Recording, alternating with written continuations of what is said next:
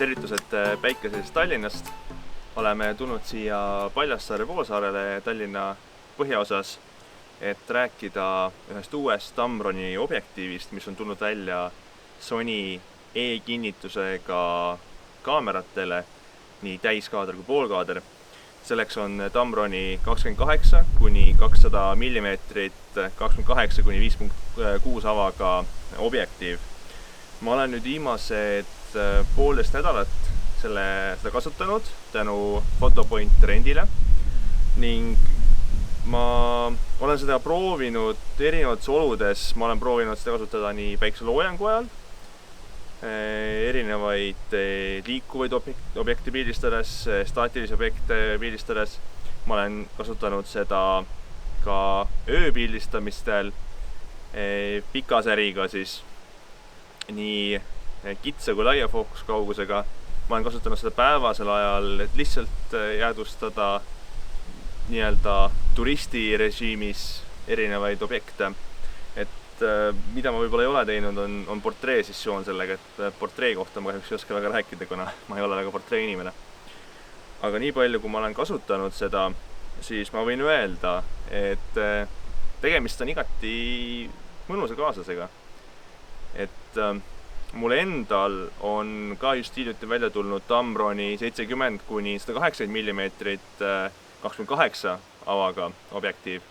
Ja ma olen tundnud, et kuigi mulle meeldib see lai ava, siis kohati jääb puudu just sellest fookuskauguse vahemikust, et mul sageli ma pean kas ümber kuidagi orienteeruma või siis jätma see pildi tegemata tänu sellele, et mul ei ole võimalik tulla 70 mm kaugemale, et ma pean ainult 70 kuni 180 mm tändama. Tänu sellele objektiivile ma sain kiirelt ümber orienteeruda ka laiematele kaugustele, mis tuli eriti kasuks just öisel pildistamisel, kus pimedas ei ole just väga tore objektiivi vahetada. Et seal võib igasuguseid asju kaduma minna, võib-olla korraks kaotada tähelepanu ja kukub ja ongi kõik nagu siis hakka otsima seda. Et selles mõttes oli väga hea ja samuti aitas see lai kaugus mul luua pilte, millest ma võib-olla oleks muidu ilma jäänud, kas ma ei oleks viitsinud lihtsalt nii palju jännata edasi tagasi ja ka ühel juhul lihtsalt puhtalt õnnele, kuna ma tahtsin teha ühte pika säriga pilti, 20 sekundit oli siis aeg vist, kui auto just möödus minust, et ma saaksin niimoodi udupildile, saaksin auto tagatuleb pildile, et sel hetkel ma ei oleks saanud just seda kompositsiooni, mis ma tol hetkel oleks võib-olla nendes oludes tahtnud, kui mul ei oleks olnud võimalust ümber mängida natukene laiemale kaugusele, sest kokkuvõttes ma vist olin kuskil 50 mm peal, kui ma seda jäädvustasin, et 70 mm oleks olnud liiga kitsas selle jaoks. Nii et taaskord see oli väga hea päästja. Kui nüüd rääkida sellest objektiivist, siis ma pean ütlema, et mul mingi probleeme selle objektiiviga ei esinenud tegelikult. Et kõik fokusseerimised ma sain ilusti tehtud, ma olin teravusega rahul, väga rahul tegelikult, sest ma sain põhimõtteliselt peaaegu võrdväärseid pilte selle objektiiviga, mis ma oleks saanud Tamroni 70 kuni 180-ga. Muidugi mul oli hetki, kus ma oleks soovinud, alates 150 mm edasi suuremat valguse läbilaskvust. Just üks võimalus selline oli mul ühel päikeseloojangulisel fotosessioonil, kus ma nägin võitluskunstide eksperte või harrastajaid harjutamas, kus mul oleks olnud väga kasulik, kui ma oleks saanud võimalikult vähe ISO tõstes ja võimalikult kiirelt shutter speedi kasutades objekti pildile. Aga kuna mul ei olnud võimalik 2.8 kasutada, ma pidin jääma 5.6 peale, siis selle võrra mu shutter speed ei olnud piisavalt kiire võib-olla ja ei olnud ka ISO võib-olla piisavalt madalal, kui ma oleks tahtnud. Ma sain mu pildid kätte muidugi, kahjuks see trend sai väga tõttu läbi. Mul ei olekski olnud võimalik rohkem pilte teha, nii et mul väga hea meel, et mul see objektiiv üldse ees oli, et ei olnud võib-olla 45 mm, mis mul tavaliselt oleks võinud ees olla, mis juhul ma oleks jäänud ilma sellest pildist täielikult. Nii et tänu sellele, et mul oli nii-öelda laia vahemikuga objektiiv ees, siis ma sain ikkagi mingi pildi kätte. Lihtsalt see oleks saanud parem olla, aga see pilt, mis tuli välja tegelikult, oli väga hea ja väga terav.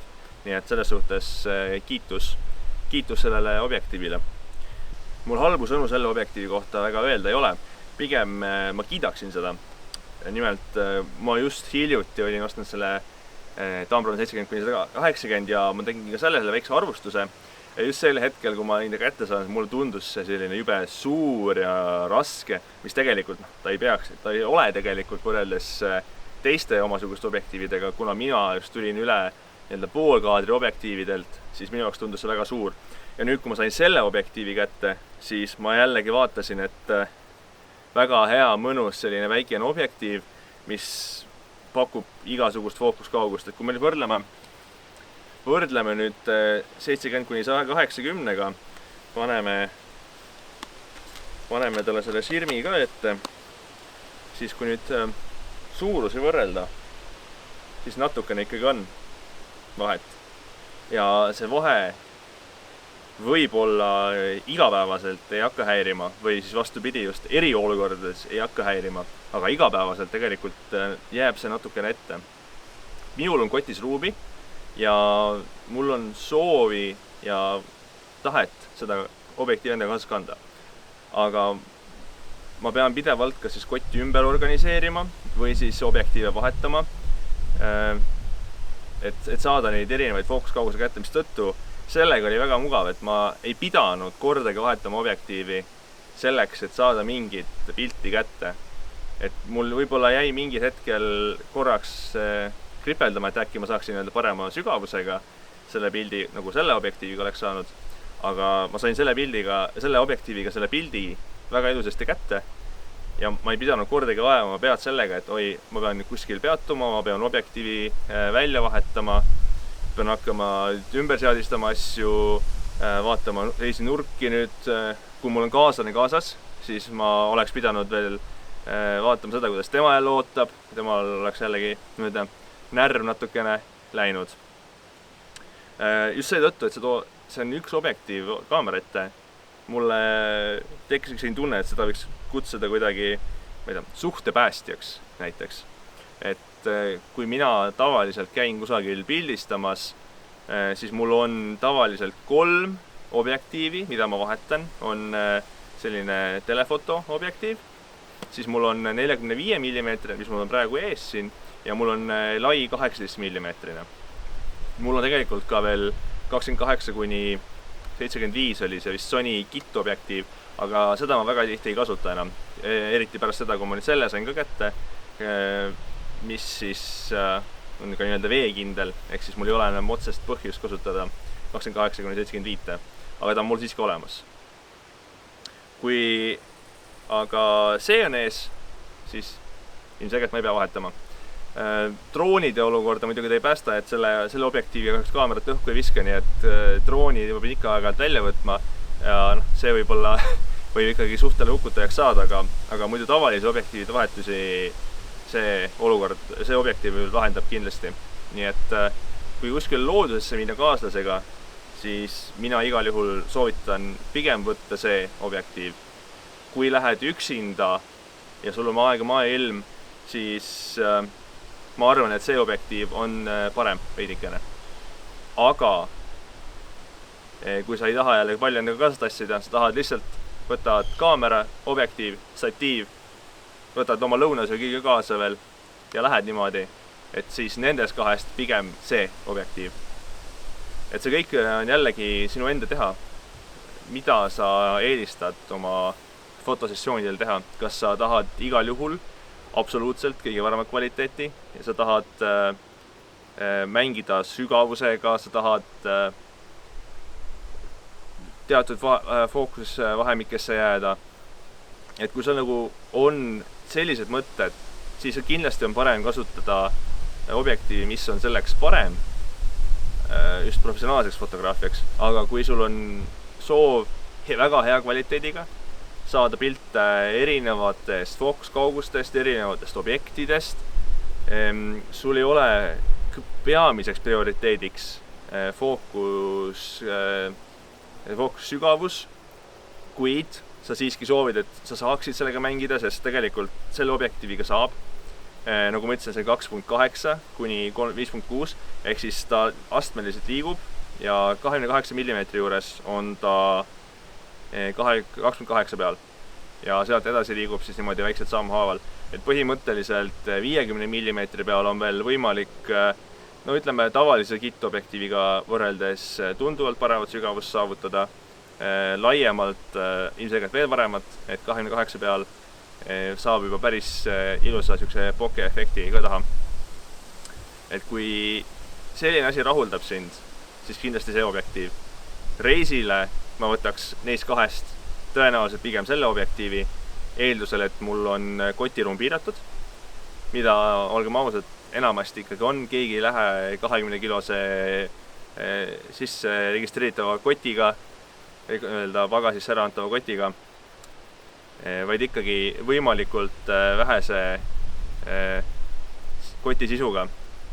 Et sellisel juhul absoluutselt, kui endal ei ole plaanis seda objektiivi osta, siis rentida, ma arvan, oleks igati mõistlik, sest ütleme, nädalane kulu ta võib olla küll mingi 60 eurot ja niimoodi, aga kui sa mõtled selle peale, kui palju sa säästad aega objektiivide vahetamisele, kui palju sa säästad raha sellega, et sa ei pea võtma põhimõtteliselt tervet oma kaamera arsenali reisile kaasa, ehk siis juba need pagasitasud langevad kohe. Kui sa mõtled selle peale, et sa lähed soojale maale, sa ei taha mingit rasket varustust endaga kaasas tassida, mis põhimõtteliselt paneb sind higistama ja lihtsalt tekitab ebamugava tunde, siis taaskord ütleme, seda ei anna väga rahaliselt mõõta. Kellele ma soovitaksin seda objektiivi? Ma soovitaksin seda objektiivi reisivatele inimestele.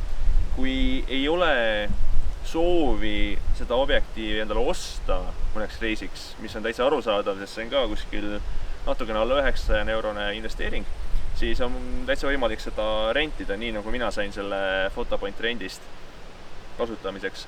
Aga kui pidevalt reisida, siis on isegi hea see võib-olla endale osta, kuna tõepoolest koti ruum ja kaal on piiratud, ei ole vaja tervet hunnikut objektiive, vaid piisab täiesti ühest, mis teeb, ütleme, 95% kogu tööst ära.